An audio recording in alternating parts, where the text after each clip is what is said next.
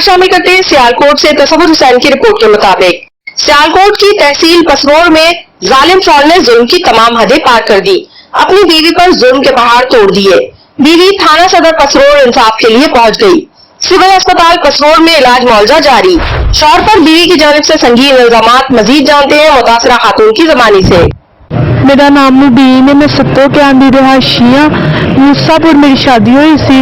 विकास नज़ीर जिहड़ा है ना मेरा शोहर है मियाँ, उन्हें बिला वजह मेरे नाल सारे जुल्म कीते ने।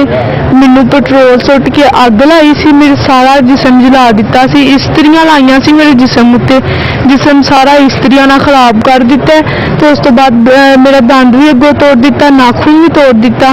तो सारे इन्ना जुल्म करदा रहा। नाल जठानी भी बिशावर जगह दे विच मिर्चां ला डंडा ला के धोंदे रहे ने दोवें जी। इन्ना जुल्म करदे रहे ने। 5 महीने मेरा माँ प्यो नहीं मैनू मिलिया है। मिलन गए ने ते कहंदे सी तुहाडी धी बड़ी खुश है, कहंदी मैं भी तुहानू मिलना चाहती है, तुसीं चले जाओ। ते माँ प्यो आ गया, साडी धी बड़े खुश, असीं नहीं ਇਹਦਾ घर बर्बाद करना चाहते ते अपने घर वसे। माँ प्यो चला गया ते चाचा मगरों आया ते चाचे नू सारा कुछ दसिया। मेरा मुंह सुच्चिया सारा। चाचे ने वेख्या खत्म ते आए ते चाचे ने कहा अपने मेरे माँ प्यो नू जाके दसेंगे, पर नहीं जाके दसिया है। चाचा कहना सी इन्नू लैट दे विच हाथ लवा दो, तेनू या तो ना नैरे सुट छो तो कहो तुहाडी कुड़ी नस गई होरे कित्थे तुर गई है। उस तो बाद कहते सी नाले ना इन्हू मार के सुट छड़ना। तो उधर रात नू फिर मैं ना दरवाजा सारा भंच लिया, इन्हां दा पलाई वाला दरवाजा सी ਉਹ वाला भन के मैं नसन की कोशिश की। फिर मैं नस आई बाहर। इतवार वाले दिन मैंने 10 बजे के नाल मेरे पिंड छड्ड के आए घर विच। फिर उत्थे 2 फायरिंग भी की। प्यो नूं आंदे तेन गोली मार के जानी है।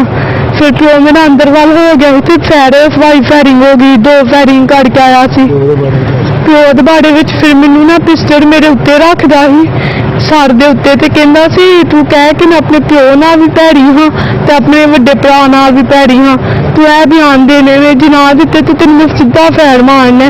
फिर मैं इन्हू ब्लैकमेल करके ते सारियां गल्लां दी रिकॉर्डिंग करवांदा सी। वज़ीर आज़म अगे भी दरखास्त है कि मैनू इंसाफ मिलना चाहिए। जंज मेरे नाल होया एनजीए दे नाल होए। पहले भी इन्हें 2 शादियां कीतियां सी ते कहंदा सी ओ नहीं मेरा कुछ कर सकदियां, गरीब घर दी बच्चियां ते तू की मेरा बिगाड़ लेंगी। मेरी यह बच्ची है छोटी जी 12-14 साल की है। ये बहुत ज्यादा की है, बहुत ज़्यादा शदत किया 6-7 महीने तक। ठीक है, तो लिहाजा मेरी अर्ज है, ये माड़ा गरीब आदमी है मैं, ठीक है। पंजाब पुलिस अगर भी मेरी अर्ज है और वज़ीर आज़म अगर मेरी अर्ज है, मैंने लिहाजा मेरी बच्ची का मैंने इंसाफ मिलना चाहिए। नाल बहुत बुरा भला किया गया है जी।